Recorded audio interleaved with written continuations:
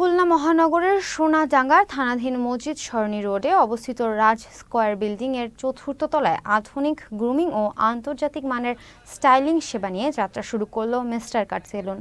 আজ এই সেলুনের উদ্বোধন অনুষ্ঠানে বক্তব্য রাখেন জাতীয় ক্রিকেটার মোহাম্মদ আশরাফুল ইসলাম এবং চিত্রনায়ক ও পুলিশ কর্মকর্তা টি.এ. তায়েব। উদ্বোধনী অনুষ্ঠানে উপস্থিত ছিলেন সাবেক জাতীয় ক্রিকেটার হাসিবুল হোসেন শান্ত, মিস্টার কাট সেলুনের প্রোপাইটর ও উপস্থাপক ইসরাত পায়েল, মিস্টার কাট সেলুনের সহ প্রতিষ্ঠাতা রাফিন চৌধুরী, জাতীয় নাগরিক কমিটির খুলনার এস.এম. আরিফুল রহমান মিঠু সহ আরও অনেকে। আমি বিশ্বাস করি যে এখানে যারা নায়ক মার্কা ছেলে যারা আছে, যারা নায়ক হবে, নায়কের মতোই যারা, তাদের ডিফারেন্ট খবর এটা যে ভালো কিছু হচ্ছে। স্মার্ট হবে, চুল কাটানো, স্মার্ট হবে তার চেহারা, ফেসিয়াল টেসিয়াল এসব করবে।